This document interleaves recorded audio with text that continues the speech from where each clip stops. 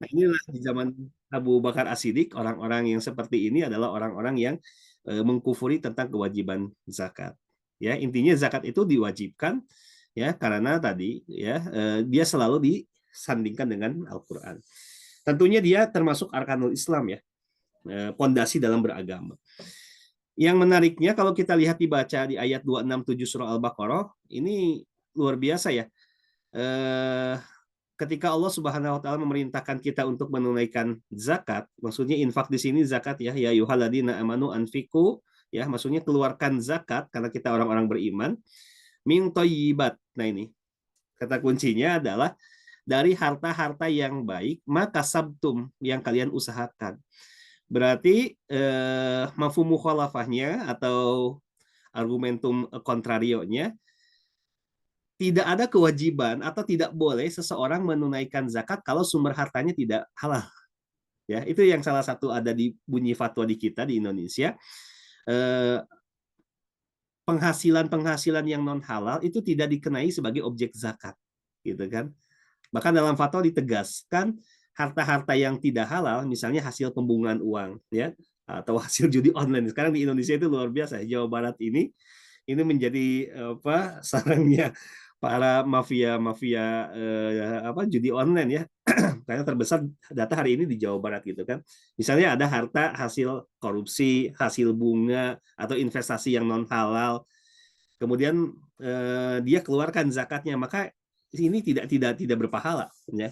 Tidak ada nilai pahalanya. Dan ini jelas ya di fatwa kita dikatakan orang-orang yang mendapatkan dana non halal itu bukan dizakati tetapi ditaubati. Artinya apa? Berhenti dari kegiatan transaksi non halal ya supaya apa? Harta yang dikeluarkannya itu dalam bentuk zakat gitu kan diakuinya. Jadi kalau misalnya hari ini orang menganggap harta non halal kalau dikeluarkan zakatnya bisa jadi halal, nah ini mustahil gitu kan. Jadi ya tetap saja hukumnya haram ya. Kemudian masih banyak ya dalil-dalil lain, ini hanya sampling saja. Kalau dalam hadis jelas ya, ini termasuk bunyal Islam atau rukun Islam. Di samping tadi ya, syahadat, sholat, haji, dan saum. Kemudian ini syarat-syarat yang harus terpenuhi, yaitu harta tersebut harus didapatkan tadi ya dengan cara yang halal. Nah, ini yang menjadi landasan fatwa di kita, yaitu harta hari ini dizakati kalau harta itu berpotensi untuk bisa dikembangkan. Ya, nanti saya akan coba menjelaskan terkait dengan khilaf ya atau perbedaan pendapat para ulama terkait dengan objek zakat, apakah dia memungkinkan terjadi pengembangan yang itu hari ini kita sebut dengan zakat kontemporer, atau zakat itu sifatnya stagnan gitu. Ya, dari zaman Nabi sampai sekarang tidak ada pengembangan, tidak ada modifikasi, ya dari dulu seperti itu. Nah, ini ada nanti kita ada khilaf ulama. Kemudian itu milik penuh kita, harta tersebut harus mencapai nisab, nanti ada aturan mainnya, ya. Kemudian apa ini? Kriteria muzaki ya, wajib zakat muslim. Artinya kalau zakat itu dibayarkan oleh non muslim kan tidak sah, ya. Jadi kalau misalnya ada orang non muslim kemudian dia ingin zakat, ya itu zakatnya tidak sah. Mungkin hanya dianggap sebagai donasi saja gitu, ya. Kedua ya dia merdeka, ini sudah langka lah pembahasan seperti ini karena sistem hamba sahaya atau perbudakan kan sudah dihapuskan dalam sistem PBB ya. Para pengikut mazhab Hanafi memberikan kriteria harus balik dan adil, walaupun sebagian ulama tidak mensyaratkan pembayaran zakat itu harus sudah dewasa atau balik. Kenapa? Karena begini, boleh jadi ya dalam kitab-kitab fikih kita menemukan diskusi kalau ada misalnya anak kecil ya, taruhlah belum balik, artinya masih usia di bawah 15 tahun lah, taruhlah 5-6 tahun gitu kan atau kelas 1 SD. Kemudian dia punya harta banyak. Misalnya boleh jadi harta itu didapatkan dari hasil warisan orang tuanya yang meninggal dunia. Ya, dia punya harta banyak, simpannya sudah mengendap misalnya. Apakah punya kewajiban zakat? Pendapat yang hari ini lebih maslahat adalah punya kewajiban zakat. Ya, sekalipun dia belum balik, kenapa dia dipungut zakatnya? Karena tidak ada persyaratan harus balik kata jumhur. Ini hanya pendapat dari sekelompok atau sebagian mazhab Hanafi saja. Siapa yang mengeluarkan zakatnya? Ya tentunya walinya, ya bisa omnya, pamannya, uaknya, atau siapa kerabat-kerabat yang menjadi tanggung jawabnya. Kalau penerima zakat tadi kan definisi sudah dijelaskan ya, bahwasanya zakat ini ada aturan main. Salah satunya pihak atau golongan yang berhak mendapatkan zakat itu juga tidak sembarangan, ya. Ada orang-orang tertentu atau kelompok-kelompok tertentu yang sudah disebutkan dalam surah At-Taubah. Misalnya satu, fakir, kedua, miskin, ketiga, amilin. Amilin itu adalah orang yang berprofesi sebagai pemungut zakat dan dia punya tugas funding, ya, himpun zakat kemudian menyalurkan kepada pihak yang berhak. Kemudian mualaf, ya mualaf juga punya hak untuk diberikan zakat ketika awal-awal dia baru masuk Islam untuk mengajarkan bahwasanya dalam ajaran kita itu ada ajaran untuk berbagi, itu zakat. Kemudian selain mualaf itu adalah fisabilillah, ya fisabilillah, orang yang berjuang atau orang yang sedang berjihad di jalan Allah gitu kan. Nah ini penafsirannya cukup cukup kompleks ya. Apakah hari ini mahasiswa yang sedang studi itu termasuk sabilillah atau tidak, sehingga dia konsekuensinya boleh mendapatkan zakat gitu kan? Ya ini memang ada diskusi yang cukup panjang di kalangan para ulama kita.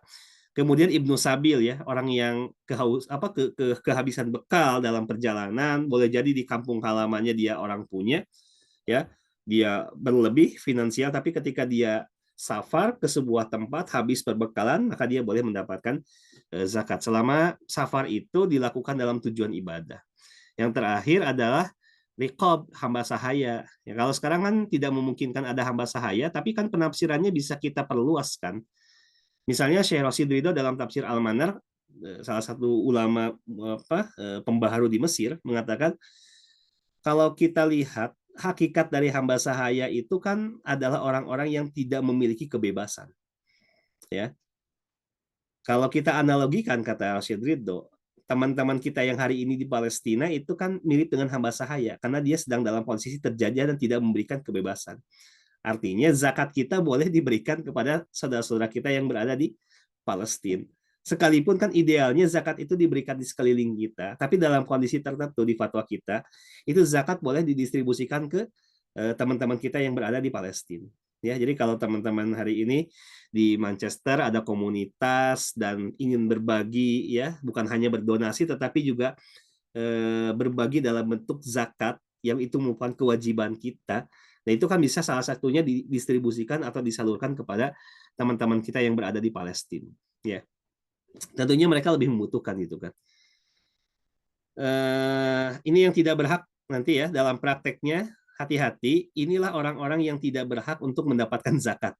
Pertama orang kaya, ya. Kedua adalah anak dan istri, karena posnya anak dan istri itu nafkah, bukan zakat. Jadi kalau misalnya suami punya penghasilan, kemudian dia bayarkan zakatnya kepada anak dan istri, itu tidak sah. Karena anak dan istri itu mimman ta'ul, yaitu orang yang berada dalam tanggungannya, sehingga tidak boleh menjadi objek zakat. Termasuk orang tua dan ke atas ya. Kemudian berikutnya non-muslim juga nggak boleh. Ya. Dan orang yang mampu bekerja juga itu tidak diberikan zakat. Ya. Kalau satu lagi sih dalam hadis, walaupun sekarang udah nggak ada ya, Nabi dan keluarganya. Nabi dan keluarganya, ya, ahlul bait, itu tidak berhak untuk menerima zakat. Kenapa? Kan dalam hadis dikatakan zakat itu adalah ausakhun nas, kotoran manusia, dan kotoran manusia itu tidak berhak diberikan kepada nabi dan keluarganya. Ya, sehingga tidak boleh memberikan zakat kepada nabi dan keluarganya. Ketika nabi masih hidup, penghasilan nabi setelah diangkat menjadi rasul kan bukan dari zakat, ya, tapi dari gonimah atau infak atau hadiah yang diberikan oleh para sahabat. Gitu ya. Jadi bukan pos zakat. Zakat itu tadi sudah dikatakan dalam surah Taubah ayat 60 itu ada pos-pos tersendiri. Ini saya lewat saja ya karena terlalu banyak materinya. Nah, ini yang tadi saya katakan dalam perspektif fikih klasik ya, ini yang menjadi objek zakat ya. Kalau sekiranya kita membaca buku fikih, misalnya kita punya emas, baik emas dalam bentuk kanzun, simpanan, seperti emas batangan, atau huliun, dalam bentuk perhiasan, misalnya kalung, gelang, cincin, anting dan sebagainya, itu dia punya kewajiban zakat si pemiliknya, ya. Kemudian berikutnya hewan ternak, nanti ada sih apa namanya skema-skemanya saya sudah gambarkan. Pertanian juga zakat tambang atau ma'adin, rikaz barang temuan, dan zakat perdagangan. Ini yang kita mafhum, kita kenal dalam kitab-kitab klasik. Nah, pertanyaannya begini, apakah zakat itu tadi bersifat jumud, ya, rigid gitu, artinya tidak mengalami perubahan?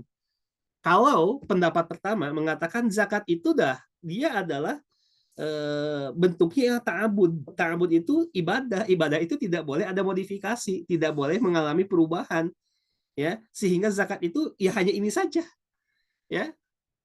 Hanya objek ini saja yang dikenai zakatnya. Selain itu tidak ada zakat. Selain objek-objek ini. Namun hari ini ulama-ulama kontemporer termasuk di kita di Indonesia melalui Majelis Ulama Indonesia memandang bahwasanya zakat ini punya dua dimensi. Ada dimensi ubudiyah, dimensi ibadah, ada dimensi muamalah. Dan kita tahu kaidahnya dalam muamalah itu pasti dia mengalami perkembangan sesuai dengan situasi kondisi zaman itu. Sehingga kalau kita lihat hari ini yang sudah ada ketentuan, sebagiannya ya, sebagian sudah ada ketentuan hukum di kita, ya ini, yaitu zakat pertama, ya, profesi. Kedua, zakat asuransi syariah. Ketiga, zakat hadiah. Keempat, zakat hak kekayaan intelektual atau haki. Ada zakat investasi, ada zakat perusahaan, ada zakat amwal mustagholat. Nah, yang paling terbaru itu adalah zakat amwal mustagholat. Ini fatwa kita terbaru di 2024. Dan zakat saham di 2023, ya, fatwanya. Zakat saham, zakat perusahaan di 2021, 2024 zakat amwal mustagholat. Kita coba satu-satu bedah ya. Yang pertama, yang hari ini sudah ada ketentuan fatwanya di kita di Indonesia, yaitu adalah zakat profesi. Sebelum kita bahas lebih lanjut, di fatwa sebetulnya ditegaskan profesi itu kan dia ada dua jenis ya. Ada profesi yang disebut dengan istilahnya kasbul a'mal. Ya, kasbul a'mal itu dia terikat oleh sebuah institusi atau instansi dan dia punya penghasilan secara rutin.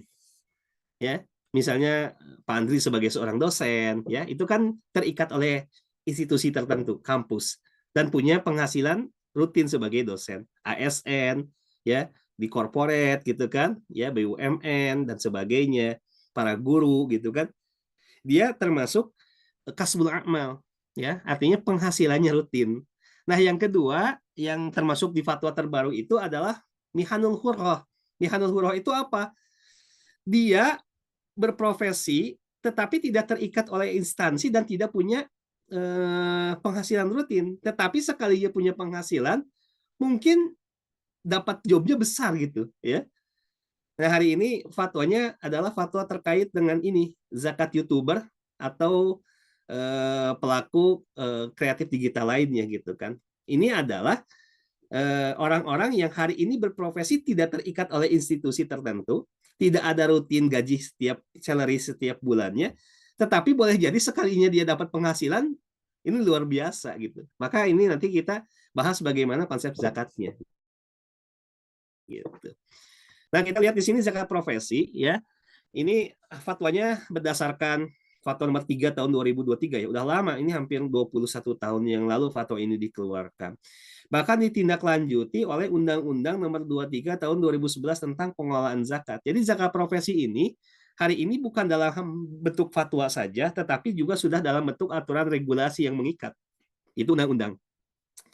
Saya nggak mau terlalu panjang aspek fikihnya ya. Kita lihat substansi saja. Di fatwa dikatakan bahwasanya bagaimana ketentuan hukum terkait dengan zakat profesi ini dia dianalogikannya atau dikiaskannya kepada zakat emas dan perak. Artinya apa? Kalau orang hari ini dia sudah punya penghasilan sebesar 85 gram emas, ya, dalam setahun ya. Dalam setahun misalnya dia punya penghasilan 85 gram emas. Saya tidak tahu ya anggaplah hitungannya yang paling mudah, misalnya 1 gram emasnya adalah 1 juta rupiah. Kalau dalam setahun dia punya penghasilan sekitar 85 juta rupiah, maka nanti dia keluarkan zakatnya kadarnya sebesar 2,5%. Ya. Kalau nisabnya sudah 85, kadarnya 2,5%. Ada haulnya ya, yaitu kalau sudah sampai 1 tahun gitu kan. Ini dalam pelaksanaannya sebetulnya nggak terlalu ketat ya. Karena boleh jadi gini, ada orang yang mau mengeluarkan sistem bulanan ya. Tinggal dikali saja gini. Berarti kalau misalnya gaji dia setahunnya 85, taruhlah supaya lebih enak 100 juta per tahunnya, berarti berapa per bulannya? Ya, tinggal dikurangi saja 2,5% dari tiap bulannya itu. Maka hal seperti ini nggak jadi masalah. Jadi dalam prakteknya zakat profesi, apapun itu profesinya, baik dia yang terikat oleh institusi dan dia punya salary yang tetap, ataupun tadi ya yang tidak di bawah institusi, ya tidak bersifat rutinan salary-nya, tetapi sekalinya dapat dia luar biasa gedenya, tetap saja dia harus mengeluarkan zakatnya kalau penghasilannya itu minimal sudah 85 gram emas, atau tadi kalau 1 gramnya misalnya 1 juta rupiah, ya sudah 85 juta penghasilan per tahunnya gitu. Artinya apa? Kalau penghasilan per tahunnya di bawah 85 juta umpamanya, ya berarti tidak ada kewajiban zakat. Yang ada adalah infak saja ya, seikhlasnya dan semampunya ya. Nah, ini yang sering kita lupakan gitu kan terkait dengan zakat profesi ini ya. Kalau saya hitung-hitung sih sebetulnya minimal gaji 9 juta itu sudah, atau 8,5 ya kalau nggak salah saya hitung, itu sudah ada zakat, minimal zakatnya loh. 2,5% paling hanya 220.000 rupiah per bulannya ya.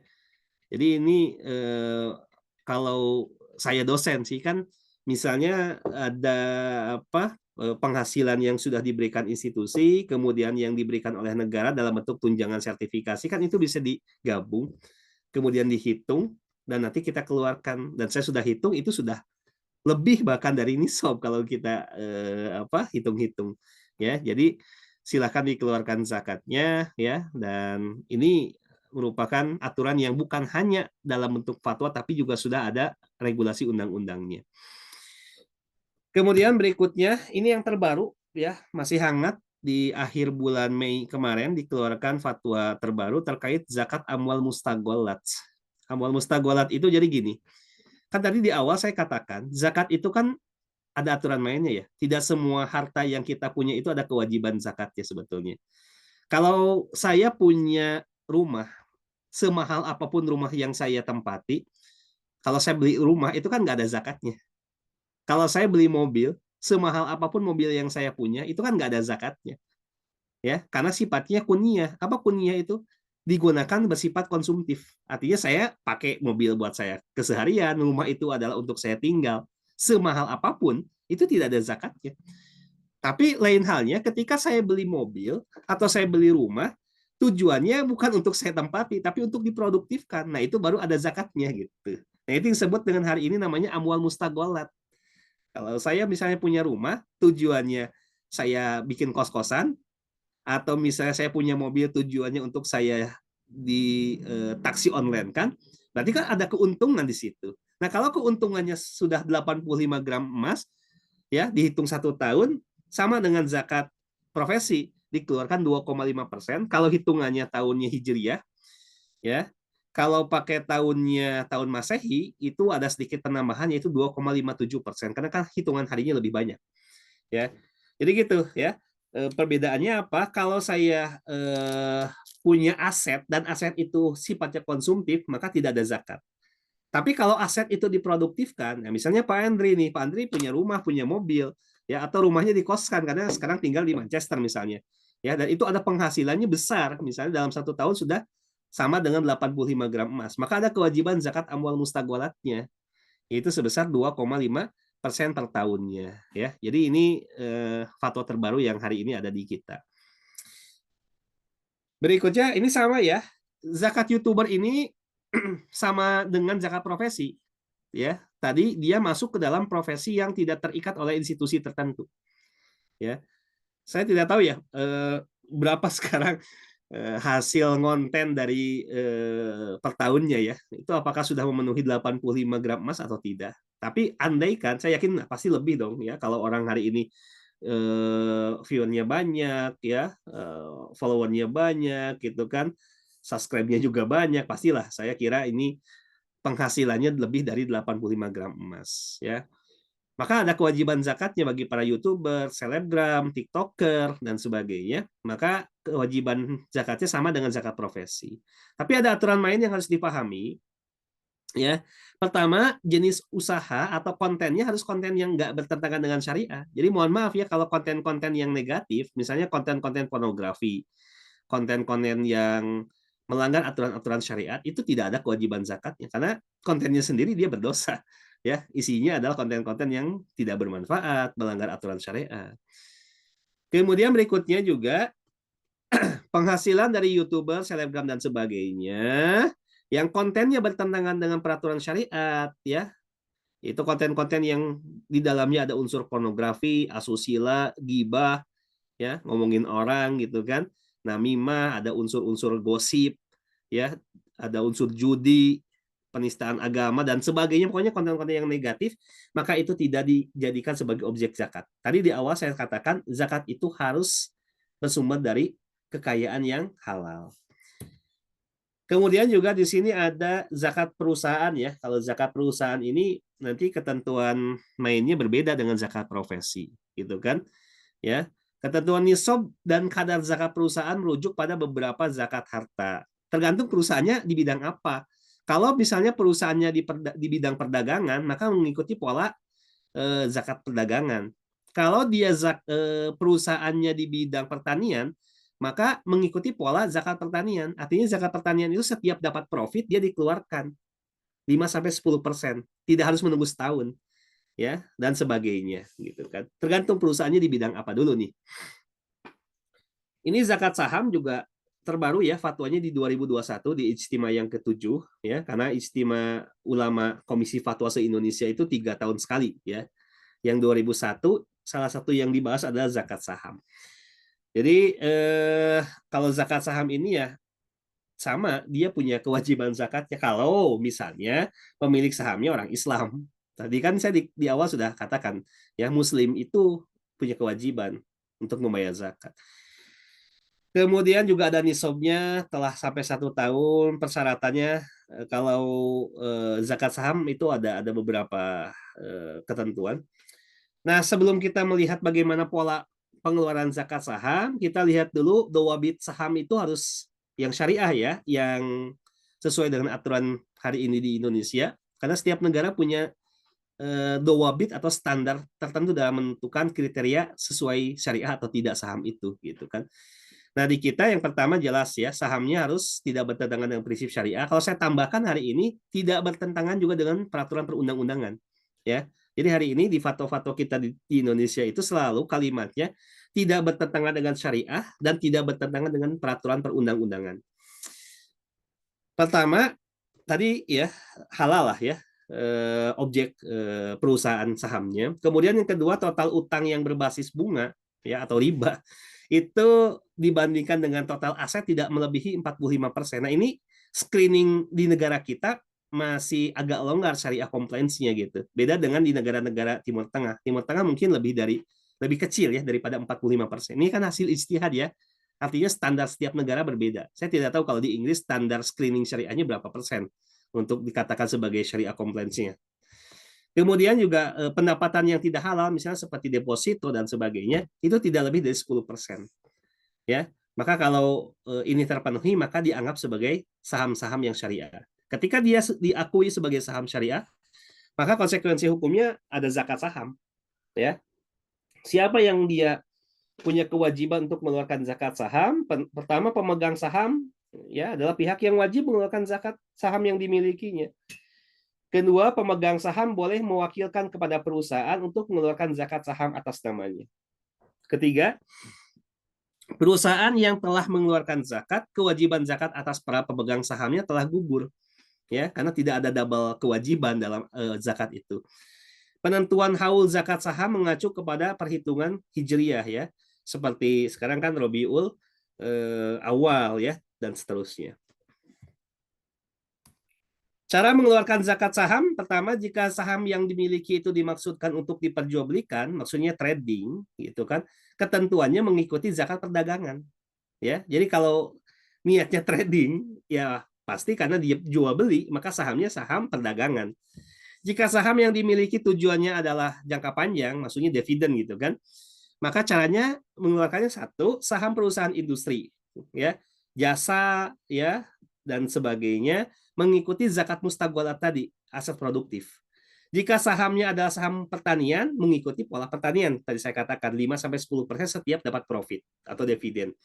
Jika sahamnya adalah saham perusahaan dagang, maka mengikuti pola zakat perdagangan gitu. Ini apa namanya? Zakat investasi sebetulnya fatwanya belum keluar ya, tetapi kalau kita merujuk ke Fiqh Zakat Syekh Qardawi ya, buku fikih zakat terlengkap hari ini tentang zakat-zakat kontemporer, kata Syekh Qardawi, investasi itu sama dengan perdagangan sama dengan pertanian, yaitu apa? Zakatnya dikeluarkan ketika dia mendapatkan hasil investasi tersebut. Tidak harus menunggu 1 tahun, ya kadarnya 5-10% gitu kan. Kalau nisabnya sekitar 653 kg beras. Jadi kalau kita punya profit keuntungan setara dengan 653 kg beras investasi itu, maka wajib untuk dikeluarkan, dibayarkan. Ini hasil istihad Qardawi yang sebetulnya fatwanya belum ada di kita. Kalau berikutnya, apakah hadiah ada zakat? Ini juga sama ya, hasil istihad para ulama, fatwanya belum ada, tetapi hari ini dianalogikan kepada sebagian zakat seperti zakat rikaz, barang tambang ya, 20% dikeluarkannya kalau dia mendapatkan hadiah. Kok besar amat sih dapatnya 20 pengeluarannya 20%? Karena dia tidak ada ikhtiar apapun, dia kan dapat hadiah. Ya, bahkan sebagian ulama hari ini analoginya ke waris. Jadi kalau misalnya Pak Andri punya dapat waris, gede banget tuh dapat warisannya, kan itu dia nggak punya ikhtiar apapun untuk dapat warisan. Nah, ada sebagian ulama yang mewajibkan zakat warisan gitu kan. Sama dengan zakat rikas 20% gitu kan. Apabila dalam mendapatkan hadiah tersebut minim keterlibatannya, maka zakatnya 5-10 kayak tadi pertanian ya. Apabila dalam mendapatkan hadiah tersebut ada effort kita ya, ada effort kita, ada tenaga yang kita keluarkan, baik pikiran sebagainya, maka zakatnya 2,5%. Tergantung nih di lapangan bagaimana. Ini juga hati-hati ya, hari ini kalau kita punya tabungan ya, dianalogikannya kepada emas dan perak. Artinya gini, kalau kita saldo mengendap kita sebesar 85 gram emas, sudah 1 tahun mengendapnya, maka keluarkan 2,5%-nya. Ya. Jadi kalau tadi kita lihat aja kurs hari ini emas berapa gitu kan per hari ini. Kalau zakat deposito dihitung dari nilai pokoknya ditambah dengan bagi hasil, baru nanti dikeluarkan 2,5%. Ya, pokoknya berapa, ya, imbal hasilnya berapa, baru nanti dikeluarkan 2,5% per tahunnya. Nggak setiap hari gitu kan, tapi setiap tahunnya. Zakat asuransi juga sama, dia keluarkannya setiap tahun 2,5%. Ya. Kalau di Indonesia yang sudah ada fatwanya adalah wakaf manfaat asuransi, bukan zakat asuransi. Ya, nanti mungkin kita akan bahas kalau ada sesi diskusi ya terkait dengan wakaf manfaat asuransi. Nah, kalau teman-teman bergelut dalam dunia haki, entah dia sebagai penulis buku atau apapun itu, dikeluarkannya dari royalti ya, dari royalti sebesar 5-10%. Ya, misalnya saya sebagai penulis buku nih, ya, kan setiap tahun itu ada royalti yang dikasih penerbit kan, walaupun kita lihat misalnya nggak terlalu besar ya, keluarin aja 5-10%-nya. Ya, ini kalau dia sebagai apa pencipta karya-karya tertentu. Terakhir, ini slide terakhir ya. Penyaluran dana dalam bentuk qardul hasan boleh nggak sih dalam bentuk pinjaman? Ini hari ini di fatwa kita dibolehkan. Ini fatwanya ya yang 2021. Jadi gini, konsepnya ini kan mirip dengan zakat produktif ya. Awalnya zakat itu kan sifatnya fauri. Fauri itu gini, tidak boleh harta zakat itu kecuali funding tahun ini, tahun itu juga harus didistribusikan. Ya. Nah, gimana kalau polanya dipinjamkan harta itu sebagai modal misalnya? Ya, ini hukumnya boleh dalam kondisi tertentu. Misalnya gini, penerima dana zakat termasuk mustahik. Ya, misalnya Pak Andri punya kerabat, dia termasuk mustahik ya. Kalau dikasih zakat nanti bakal habis, maka mending diproduktifkan, misalnya dalam bentuk modal dipinjamkan. Dana yang diterima dimanfaatkan untuk usaha. Misalnya zakatnya Pak Andri bayarnya 20 juta misalnya. Daripada dia dikasih 20 juta nanti habis, nggak jelas buat apa, mending diusahakan, diproduktifkan.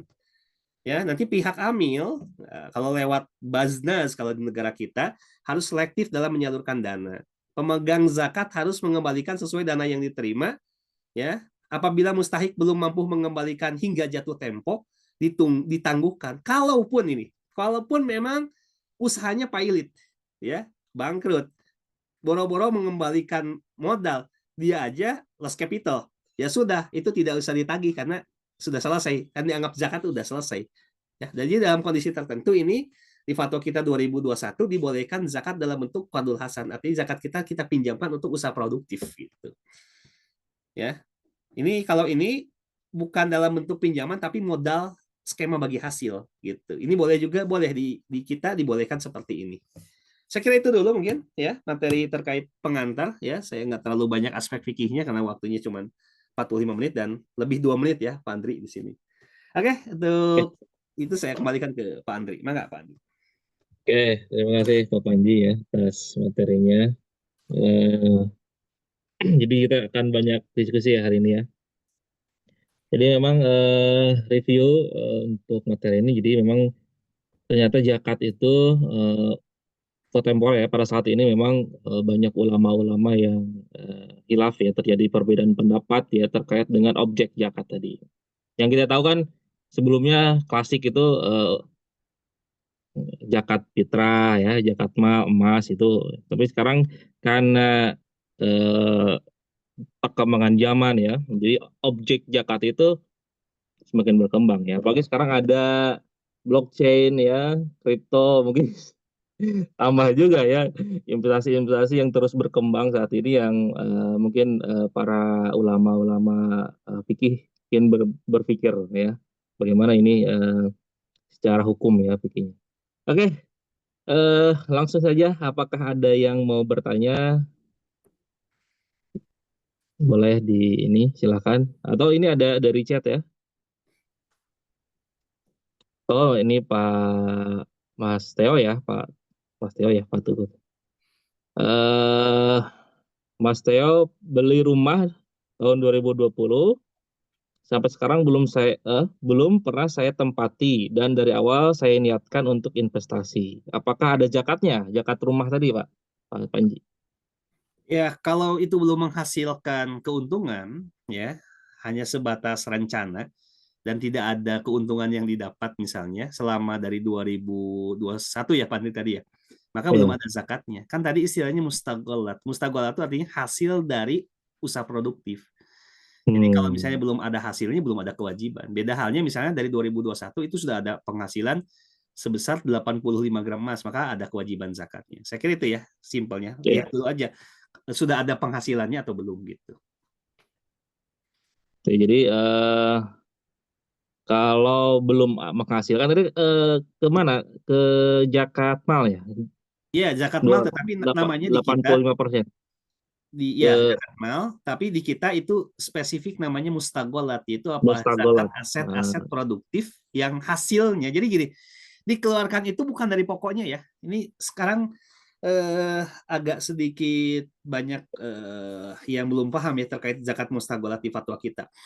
Jadi sebagian orang memandang bahwasanya zakat mustagholat itu dihitung sebagaimana zakat perdagangan. Jadi hitung modalnya nih, rumah berapa harganya 1 miliar misalnya gitu kan. Kemudian diuntung apa disewakan berapa nih? Enggak. Jadi zakat mustagholat itu hanya dikeluarkan dari hasilnya saja, tidak dihitung dari harga Hmm. rumahnya. Ya, Oh iya iya. artinya kalau misalnya dalam waktu jangka 3 tahun ini belum menghasilkan apapun, ya memang dia punya niat untuk disewakan, tapi memang belum Ya, laku misalnya, atau tapi belum. dikiaskannya yang 85%, 85 gram itu. Oh iya, semuanya Eh, sama dengan emas, 85 gram Mah ya. emas. Oke. Dan kadarnya Jadi kalau sudah 2,5% ya. 25 gram itu zakat ya, Nah, ada 2,5% 100%. Ya kadarnya. ada sudah 200. Ah, Ya. Jadi emang dikiaskannya ke zakat emas ya. iya zakat Hmm. emas. Ya. Jadi kalau Mas Teo keuntungan 1 tahunnya 85 ya? 85 gram ya. Sekarang 85 gram mungkin di atas 100 juta mungkin ya. Ya Sekarang tinggal ya. dihitung saja, Zaman 1 gramnya ya berapa? di zaman sekarang 85 gram itu di atas 100 juta. Mungkin kalau keuntungannya di atas 100 juta mungkin zakat lah Mas Theo ya, 2,5%. Jadi 100 juta, ini 100 juta berarti 2,5% dari 100 juta berapa? 2,5 juta ya. Oke. Oh iya, saya Dua, lupa ya. 2,5 juta. Hitungan nisabnya itu harga sekarang ya, bukan harga pembelian rumah. Oh iya iya, harga harga Harga sekarang dia harga dapat keuntungannya. penerimaan ya, harga penerimaan. Ah, betul. Oke oke. Gitu ya Mas Theo ya. Gitu. Berarti Tapi nanti saya mau ketika tanya tentang, oh ya Mas Theo misalnya gimana? saya jual kembali rumah itu harganya misalnya naik 2 kali lipat dari waktu saya beli. Berarti keuntungan dari pembelian rumah itu yang saya zakatkan. Oh Iya, enggak keuntungannya gitu. saja. Mau Oh dia mau dijual harganya gitu, setiap mau jual tahunnya gitu naik, Mas Theo. ini gini, Ah, boleh jadi kan harga rumah naik juga diimbangi Oh, harga sewa yang tinggi kan? oh, saya paham gini maksud gini, maksudnya gini Mas Theo. Jadi Mas Theo nggak menyewakan rumah itu nggak? enggak. Rencana untuk Oh, oh investasi. Jadi investasinya di berupa itu yang tadi jual beli rumah. Oke, oke, Yang jual itu beli rumah saham ya. ya? Iya, berarti saham ya tadi ya? Masuk ya kayak saham Enggak. ya? Kalau itu kan berarti kan niatnya untuk diperjualbelikan ya, Pak. Iya, Iya, jual beli betul. bukan Oke, jadi disewakan. gini, kalau diperjualbelikan berarti polanya mengikuti zakat urut tijaroh, zakat perdagangan. Harus dihitung dari Hmm. pokoknya juga, mau nggak mau. Gitu. Nah, jadi gini hitungan rumusnya, mohon nanti dicatat kalau lupa, pokok plus apa namanya, kalau dagang ya ada keuntungan di situ, ribhun, profit gitu kan. Kemudian plus apa namanya, piutang yang bisa ditagihkan tahun itu dikurangi hutang jatuh tempo. Ya, jadi sekali lagi, pokoknya berapa ya? Dengan 1 miliar Ditambah ya. profit, kemudian ditambah piutang. Kalau misalnya para pebisnis biasanya dia punya piutang pada pihak ketiga kan, ya, yang Hmm. bisa ditagihkan tahun itu dan hutang jatuh tempo di tahun itu. Baru nanti bayar 2,5%-nya. Ya gitu ya polanya Nah, dan pokoknya. iya iya. Ya, nanti harus dicatat tuh Mas Theo ya. Ya. Iya, siap. Jadi ternyata jual beli ya, bukan disewakan. Gitu ya. Tapi nanti saya mau tanya tentang hilaf ya, hilaf tentang zakat profesi. Nanti tanya terakhir ya. Ini saya masih ada 2 lagi dari Mbak Rabaniah ya. Ini katanya apabila di penghasilan kita gaji karyawan per bulannya sudah langsung dipotong 2,5%, apakah itu memang dibolehkan? Jika sudah dipotong setiap bulannya, apakah kita wajib membayar zakat penghasilan 2,5%? Ya, silakan Pak Panji. Kalau misalnya dipotong itu adalah kesepakatan, hasil kesepakatan dan itu nantinya dialokasikan untuk zakat, maka tidak ada tikror, tidak ada pengulangan zakat. Makanya Hmm. saya harus tegaskan dulu kontrak perjanjiannya di awalnya apa ini, pemotongan itu untuk apa, donasi, zakat, pajak atau apa, kan harus Ya, jelas ya, dulu nih ya. duduk Ya, perkaranya. ini Kalau main misalnya potok aja nih perusahaan, kayaknya nih ya, Mbak ya. Main kalau potong aja perusahaan nggak tahu ada menyatakan oh ini kontraknya gitu zakat, ya. kalau Karena perusahaan kalau zakat itu harus niat ya. Pak Panji harus niat nggak sih? Nih zakat. kalau dia mengikuti pola mazhab Syafi'i kan niat itu ada dalam ibadah. Kalau misalnya Hmm. zakat dianggap ada unsur ibadahnya, maka perlu ada niat Hmm. kan? Ya, artinya Niat. Jadi kalau kita tiba-tiba dipotong nggak ada niat itu masuk masuk pahala nggak tuh? ya pasti pahala karena dalam konsep Oh. ibadah maliyah, ibadah harta, sekalipun Hmm. memang tidak ada niat, dia akan dapat. Mirip kayak gini nih analoginya. Kalau saya meninggal dunia, kemudian anak-anak saya nanti bersedekah atas nama saya kan dapat pahala juga kan. Walaupun saya nggak niat gitu, Hmm. karena udah meninggal dunia gitu. Ya, ya. Ya, artinya tetap dia Jadi dapat pahala. Cuman untuk oh nilai gitu. kemaslahatannya kan nanti hilang. Kenapa? Tiba-tiba kita dipotong 2,5% tanpa ada persetujuan dan kita nggak tahu objeknya itu apa dipotong itu. Hmm. Ya, Ya, ya. makanya harus ditegaskan bahwasanya ini adalah zakat dan nanti pun distribusinya kepada ahli-ahli mau apa istilahnya mustahik zakatnya Sahih. ya sehingga sah zakatnya. Karena gini, kalau kita dipotong 2,5%, taruhlah dia bilangnya zakat. Ternyata didistribusikannya bukan kepada mustahik, ya, atau kepada mana gitu. Ya itu kan jadi tidak sah hukumnya. Ya harus jelas Hmm. dulu lah akad di awalnya seperti Ya. apa. Kalau misalnya sudah betul yaitu memang zakat dan ada transparansi nanti ini diberikan kepada biasanya kan itu kan kalau perusahaan itu dia punya data laporan keuangan terkait penyaluran atau distribusi zakat kan. Kalau itu sudah yakin, ya Bismillah itu zakat, dan kita tidak usah mengeluarkan zakat yang keduanya kan, tidak ada pengulangan kewajiban zakat gitu. Kecuali objeknya beda. Kita punya penghasilan, satu sisi juga punya tadi aset-aset yang lain, ya itu beda lagi zakatnya gitu. Ya. Gitu ya, gitu ya, Mbak. Nanti boleh bertanya lagi kalau misalnya belum paham ya. Ini Mbak Pandita. Maka kita boleh secara langsung memberikan zakat mal, misal ke tetangga yang kurang mampu, jadi tidak melalui lembaga zakat, tapi kita langsung memberikan, boleh nggak tuh?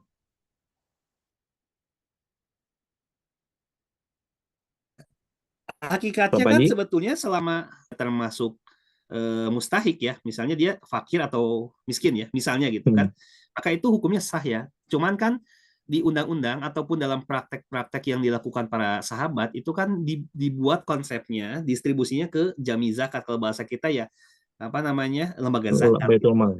Ya, itu afdolnya. Tapi kalaupun sekiranya kita punya pertimbangan, ya ini yang di depan rumah kita itu jauh dia membutuhkan dan harus kita tolong, dan kita hanya bisa nolong dari zakat kita nggak bisa ngasih pinjam uang, kita punya kewajiban zakat, itu nggak jadi masalah. Jadi hukumnya nggak jadi masalah ya, kemanapun sebetulnya selama dia mustahik itu aman. Cuman kalau mau lihat skala perbandingan di zakat, kebanyakan ke jami-jami atau lembaga-lembaga zakat gitu. Ya.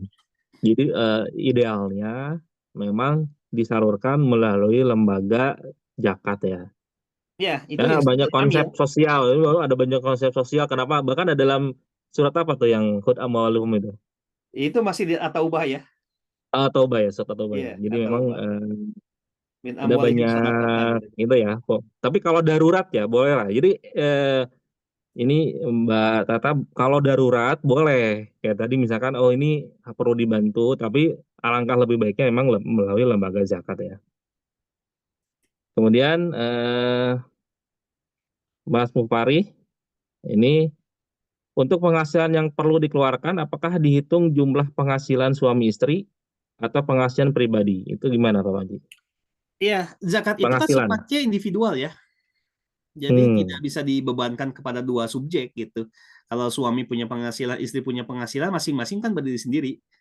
Ya, saya Pak Andri kan dua-duanya berkarir kan, ya beda subjek hukumnya gitu, tidak bisa disatukan.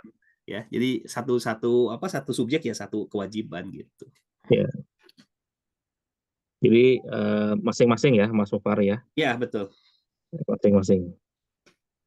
Ada lagi yang mau bertanya? Kalau mengenai ini perbedaan pertama ya, istilah tentang zakat profesi sekarang ini, tadi kan di awal Pak Panji bilang bahwa memang terjadi ikhtilaf ulama yang menganggap zakat itu sebagai ibadah yang sudah ditentukan. Ya, jadi yang objeknya itu ya udah itu yang zakat emas ya, zakat ternak gitu. Kemudian sekarang muncul zakat profesi. Ini kan banyak ada beberapa kaum salafi lah kalau di Indonesia ya, kita sebut kaum salafi yang menentang itu. Bagaimana nih pandangan Bapak terkait teman-teman yang tidak sepaham dengan zakat profesi? Iya, sepengetahuan saya kan bukan hanya teman-teman dari Salafi ya. Hasil keputusan Dewan Hizbah Persis pun menolak adanya zakat profesi kan. Ya, Persis itu salah satu lembaga keislaman atau organisasi keislaman yang sampai hari ini juga tidak sepakat dengan zakat profesi. Ya, terlepas lah ya dari perbedaan ini, tapi kan hakikatnya gini. Ini hasil istihad ya. Jadi ada kaidah dalam fikih itu gini, al istihadu la yunqadu bil istihad. Jadi satu istihad itu tidak bisa dibatalkan dengan istihad yang lain. Artinya berdiri sendiri ya. Pemerintah dengan regulasinya, majelis ulama dengan fatwanya, itu silakan punya hasil istihad seperti ini. Teman-teman di organisasi seperti tadi Salafi ya ataupun Persis, dia punya hasil istihadnya seperti ini. Ya berdiri masing-masing. Cuman kalau tadi uniknya di zakat profesi itu kan dia sudah dalam bentuk regulasi undang-undang yang hukumnya mengikat. Artinya mau nggak mau kita harus wajib taat ulil amri gitu kan. Nah kalau saya pribadi sih melihat gini ya, nilai-nilai kemaslahatan yang ditetapkan dalam undang-undang zakat ya di pasal 4 itu ada zakat penghasilan, itu pastinya punya hitung-hitungan tersendiri pemerintah pada saat membuat itu, ada nilai maslahat. Ya, ya syukurlah, maksudnya kalau misalnya hari ini banyak yang terbantu dari zakat profesi gitu kan, misalnya para ASN Iya. ya, yang secara otomatis tadi ya dipotong 2,5% asas persetujuan. Setahu saya dulu di Unisba juga mau ada dibuat ketentuan itu ya, ada form yang dibagikan apa setuju atau tidak setuju Hmm. gitu kan. Tapi hakikatnya itu kan pasti ada maslahatnya kan. Kalau kita dunia kampus mungkin untuk membantu teman-teman mahasiswa dalam membayar IKT dan sebagainya, ya saya kira untuk berbagi sih nggak ada unsur bid'ah ya. Jadi jangan menganggap oh ini perkara baru bid'ah nih gitu. Nggak juga sih. Bid'ah itu hanya ada dalam ritual pelaksanaan pure ibadah gitu. Kalau zakat kan nggak pure ibadah, dia ada unsur sosialnya, ada unsur Hmm. muamalahnya gitu. Sehingga Iya. kita nggak bisa menjudge ini bid'ah atau ini apa ya perbuatan yang mengada-gada. Enggak ya. Jadi ya silakan lah. Khilaf Iya. hal yang wajar, tetapi kalau saya pribadi saya menganggap dengan dikeluarkan zakat ini juga punya nilai maslahat ketimbang nggak zakat gitu kan ya. Hmm. Gitu ya. Ya. Ini dari siapa? Ada Mas Hilman mau ini bertanya. Silakan Mas Hilman. Eh, boleh, makasih Mas Andri. Assalamualaikum Ya. warahmatullahi wabarakatuh. Salam. Terima kasih Ustadz Panji atas penjelasannya, diskusi yang menarik dan banyak ilmu yang bisa kita dapatkan. Terima kasih juga teman-teman Karisma yang udah memfasilitasi diskusi ini dengan sangat baik. Ustadz, mohon izin saya ingin menanyakan beberapa hal. Yang pertama, tadi Ustadz sudah menjelaskan sebetulnya ada kaitannya dengan sumber harta yang bisa dizakatkan atau dibebankan zakat. Salah satunya tadi Ustadz menyebutkan bahwa seringkali harta yang subhat gitu ya, hasil pemberian atau itu tidak boleh. Tapi dalam prakteknya seringkali kita dengar misalkan orang itu menerima sesuatu dari orang, kemudian bilang, yang penting ada 2,5%-nya kita keluarkan, ini harta ini menjadi suci gitu dalam tanda kutip ya, pensucian. Saya ingin sebetulnya dalam konteks penyelenggara fasilitator zakat atau lembaga amil, sebetulnya apakah mereka itu punya kewajiban atau punya kewenangan untuk menanyakan asal usul dari harta zakat? Itu yang pertama.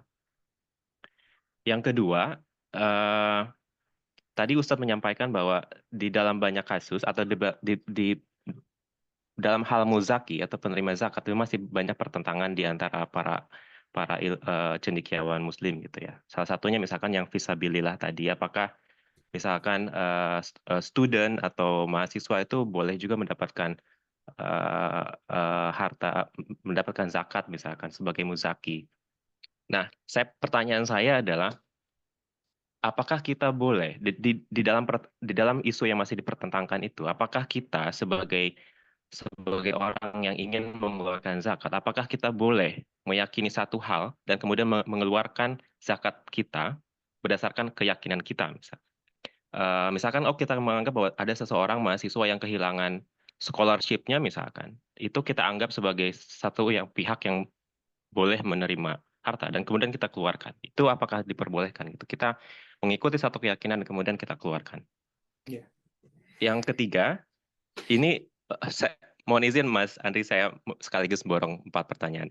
Yang ketiga, apakah tunjangan beasiswa itu juga termasuk harta yang harus dikeluarkan zakatnya? Kalau saya tadi lihat misalkan apakah itu lebih dekat dengan zakat profesi atau zakat hadiah misal. Dan pertanyaan terakhir, mohon izin, kita seringkali mendengar konsep zakat sebagai pengurang pajak.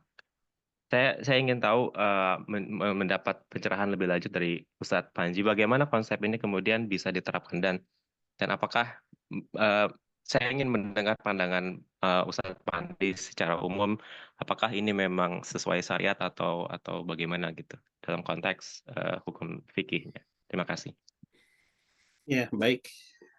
Silman, 4 pertanyaan ya. Memang panjang-panjang ya sebetulnya jawabannya, karena untuk tema tertentu. Satu pertanyaan itu bisa jadi satu tema tertentu sih sebetulnya. Oke, tapi kita karena memang dalam bentuk pertanyaan yang harus saya jawab singkat ya. Oke, kita coba jawab ya.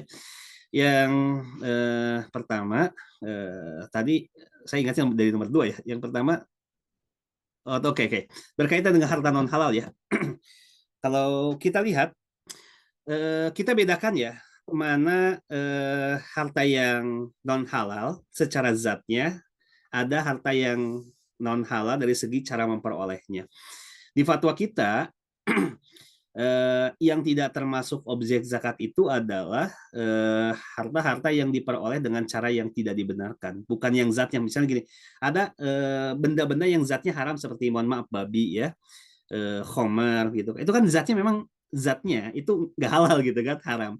Yang kedua adalah ada yang haram itu dari segi cara memperolehnya, misalnya hasil pembungan uang ya, hasil judi online, hasil gratifikasi. Nah, itu ya. Nah, kalau misalnya kita tadi melihat di lapangan lembaga-lembaga amil zakat atau lembaga-lembaga penerima zakat, apakah punya kewajiban untuk mencari tahu? Jawabannya tidak ya. Karena tadi zakat ini kan dia ada unsur muamalahnya ya. Dalam masalah muamalah itu kan tidak serigid dalam masalah akidah atau dalam masalah ibadah.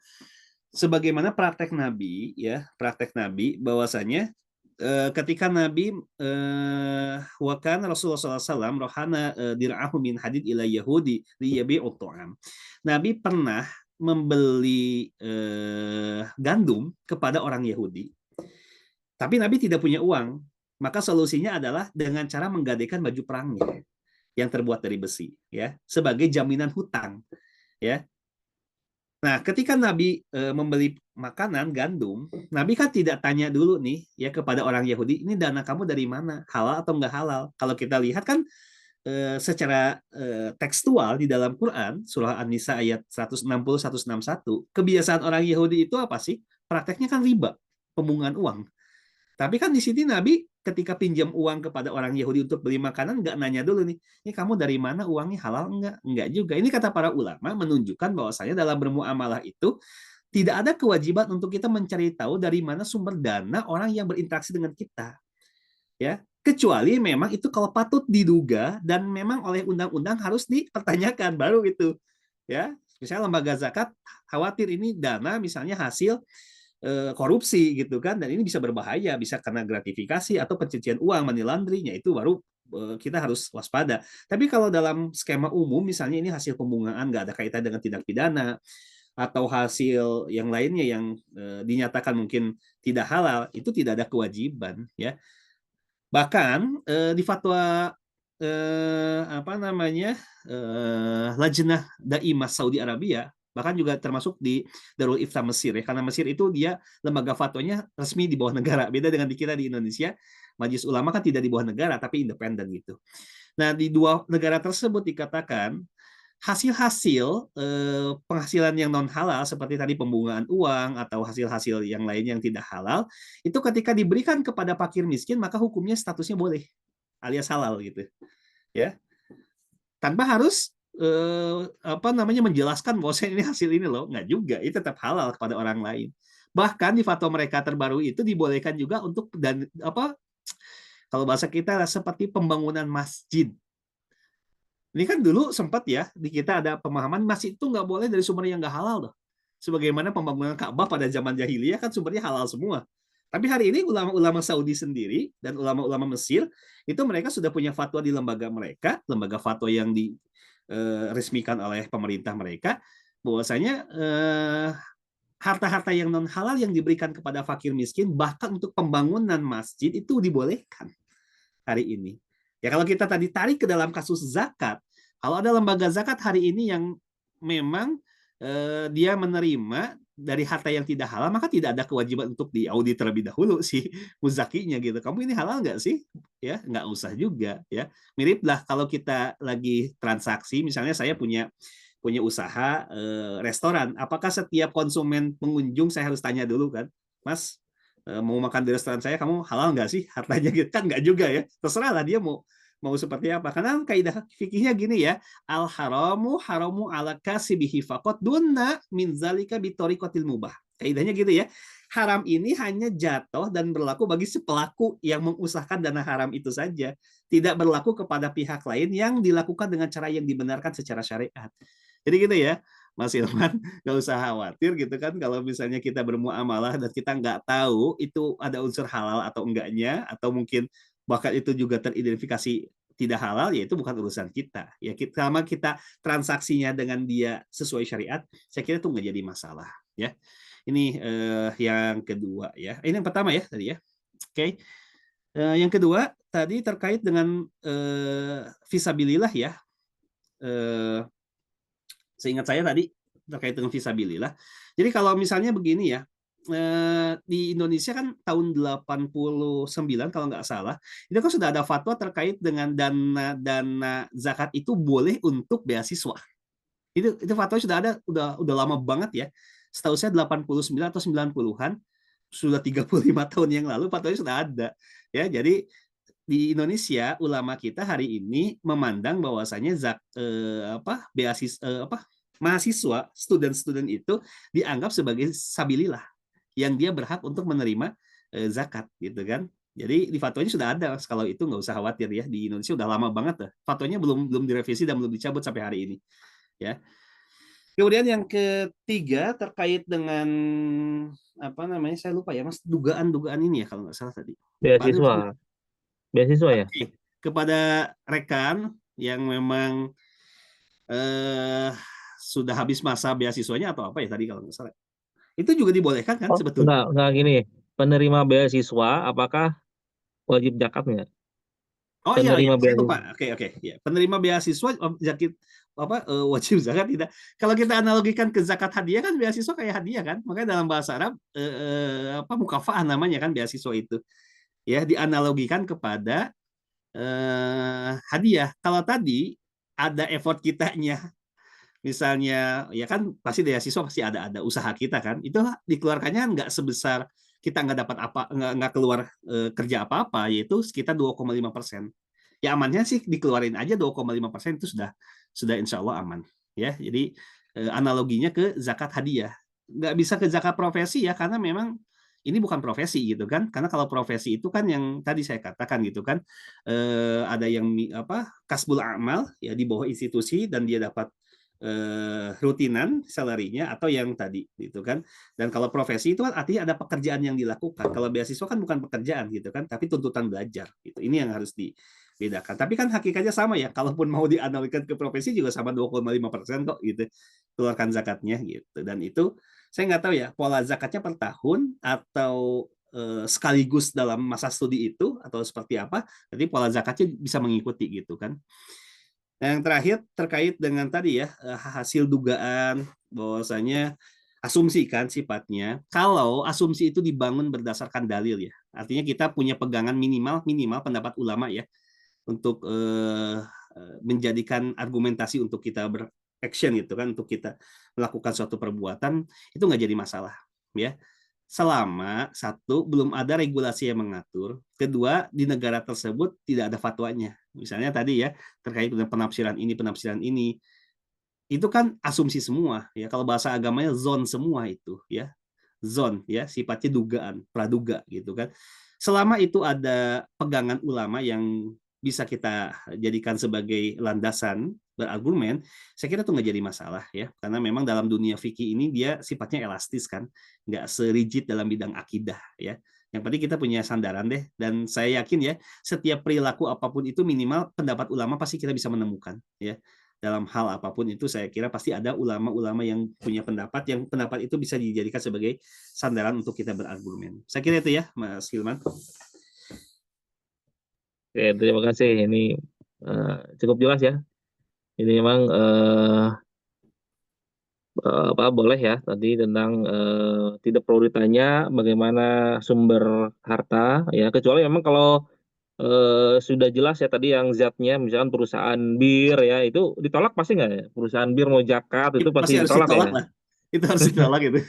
Ada perusahaan juga judi online Prostitusi yang udah ya. jelas gitu kan, itu ada sekarang udah ada perusahaannya, company yang bir ya, tentang yang dagang apa babi dan sebagainya, itu pasti ditolak ya, Oke, udah jelas yang gitu ya. zakat pajak juga belum ya, saya lupa. Pajak. Ya, Oh oke. iya betul, Saya yang lupa ya. pajak sebagai pengurang zakat ya. Sebetulnya itu kan diatur di undang-undang ya. Betul bahwasanya zakat itu sebagai pengurangan pajak gitu kan. Tetapi kalau zakat itu bisa dibuktikan pembayarannya ke lembaga resmi, ya. Jadi kalau zakatnya kayak tadi diberikan ke tetangga, ke teman yang sedang kesusahan, itu nggak bisa diakui karena nggak ada bukti otentiknya gitu. Ya, jadi harus zakat-zakat yang dibayarkan ke lembaga resmi, misalnya Laznas atau Baznas itu baru bisa ya. Dan itu pun hari ini tergantung ya. Saya nggak tahu PP-nya pelaksananya seperti apa di lapangannya. Kalau dari aspek syariah, sebetulnya ini juga sempat didiskusikan ya di Istimewa Ulama kemarin itu 2021 terkait dengan benturan karena memang di lapangan prakteknya agak berat ya. Satu sisi dia harus membayar pajak, satu sisi juga dia punya kewajiban membayar zakat ya, dan bahkan pajaknya mungkin banyak gitu kan karena aset-asetnya banyak dan sebagainya. Mana yang didahulukan? Tentunya kalau kita belajar tentang fikul aulawiyah atau fikih skala prioritas, tentu zakat didahulukan atau diprioritaskan karena dia kan kewajiban kita terhadap agama kita gitu kan ya. Tetapi di satu sisi kalau misalnya ada kewajiban zakat kemudian ada kewajiban pajak yang bersamaan ya, dan itu harta kita masih mencukupi ya, misalnya ya itu di hasil rekomendasi Ijtima Ulama kemarin ya sama-sama dibayarkan ya. Tapi kalau misalnya tadi zakatnya harus dibayarkan tapi kurang ketika membayar pajak, tapi kalau nggak membayar pajak juga bisa bermasalah secara hukum misalnya gitu kan, maka ini juga pajak menjadi prioritas dan zakat mungkin bisa dibayarkan di tahun-tahun berikutnya kalau kita sudah ada rezeki lagi gitu kan.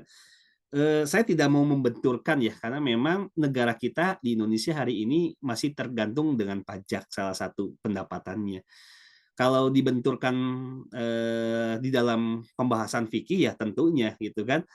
Bagi teman-teman seperti tadi Pak Andri katakan Salafi atau HTI gitu kan pasti kan dia akan menolak pajak ya karena pajak itu bukan dari sistem Islam itu bagi mereka gitu kan. Tapi bagi kita hari ini yang kondisinya tidak ada lagi sumber pendapatan kecuali dari pajak gitu ya.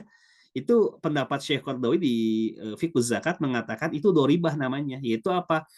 Selama negara belum bisa survive gitu kan untuk membiayai APBN dan sebagainya, maka konsep pajak ini dianggap darurat ya. Walaupun hakikatnya sebetulnya nggak ada pajak-pajak seperti ini.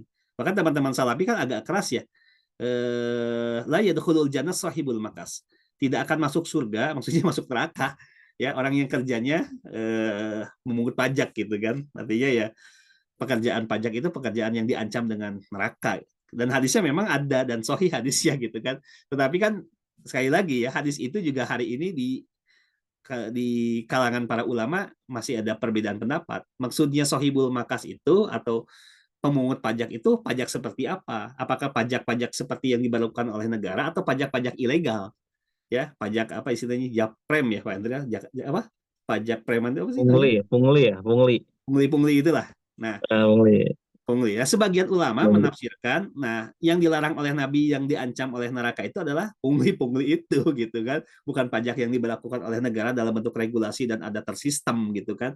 Tapi tadi ini ada multi tafsir ya, terserah lah. Tiap orang punya hak masing-masing dalam menafsirkan. Tapi bagi saya tidak mau membenturkan karena memang hari ini kondisi negara kita belum bisa seutuhnya dari zakat atau dari pendapatan-pendapatan seperti wakaf, infak, sedekah dan sebagainya masih memerlukan zakat apa pajak sehingga tadi ya kalau misalnya ada mana yang perlu diprioritaskan kita lebih tahu ya kalau misalnya pajak ini ya harus diprioritaskan karena masalahnya adalah masalah hukum tidak dibayarkan ya kita harus bayarkan. Tapi kalau misalnya pajak masih bisa ditunda dan zakat ini sudah waktunya dikeluarkan maka zakat didahulukan. Saya kira di lapangan ini bisa lebih fleksibel lah ya. Oke itu mungkin Pak Andri. Oke, terima kasih Pak Haji ya, menarik ya. Jadi salah satu mungkin kemarin di minggu kemarin bahas tentang wakaf. Jadi wakaf juga bisa menjadi sumber pemasukan negara sebenarnya. Mungkin nanti di next season kita akan bahas lebih lanjut tentang beberapa konsep-konsep Islam ya yang bisa membiayai satu komunitas gitu ya di luar dari pajak gitu. Mungkin karena waktunya masih ada ya, tapi mungkin oke, terima kasih Mas Hilman ya.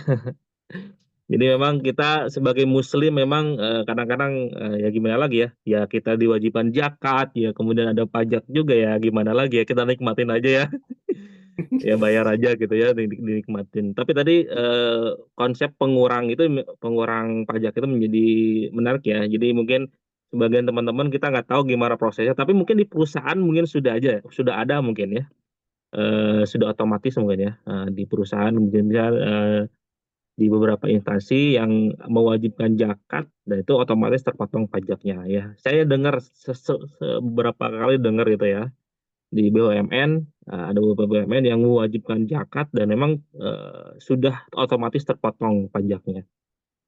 Mungkin karena waktu juga ya.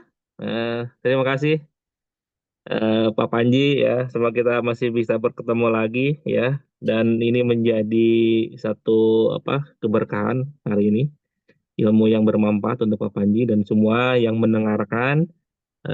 Dan sekali lagi bahwa zakat itu hukumnya wajib, jadi kita mungkin sudah mulai menghitung-hitung ya, harta kita, aset kita tadi yang sudah diwajibkan ya, ya mungkin segera kita hitung kapan haulnya ya, apakah sudah haul, apakah belum ya, kemudian kita hitung apakah jangan sampai, tadi saya ada istilah yang menarik ya, bahwa zakat itu ibarat seperti kotoran manusia, itu gimana? Itu istilah dari ulama ya Pak ya? Atau Hadis ya, dari hadis Nabi itu. hadis ya? Hadis ya? Iya, Ya jadi ibaratnya bahwa zakat itu kita mengeluarkan kotoran gitu ya? iya betul. Makanya Ya kan nggak layak gitu. untuk Nabi dan keluarganya kan. Iya, iya, iya. Jadi emang harus dikeluarkan ya. Ya jangan sampai menjadi beban kita di akhirat ya, setelah ini. Oke, terima kasih ya. Semoga semuanya ini sudah ada, materinya sudah dikirim oleh Pak Panji. Langsung boleh kalau mau download ya, teman silahkan. Terima kasih. Semoga ini menjadi awal bagi pengurusan pertama di Karisma ya, Mas Theo. Dan insya Allah di next sesi mungkin bulan depan kita akan ada lagi kajian-kajian dengan tema-tema yang insya Allah lebih menarik ya, atau kita coba dengan tema-tema yang lain. Akhirul kalam, bila topik wadah. Assalamualaikum warahmatullahi wabarakatuh. Waalaikumsalam warahmatullahi wabarakatuh. Oke, Salam. terima kasih banyak Terima semuanya, Pak kasih Andri, Pak semuanya. Nurmadi. Ya, saya Ya, izin live ya, kasih, Pak sehat-sehat Ustadz. ya, semuanya. Mudah-mudahan bisa ya, ketemu di next time ya. Ya, saya pamit. ya. Assalamualaikum. Salam. Ya, ya terima kasih Mas Theo semuanya. Makasih Mas, izin pamit, Ya, izin. ya.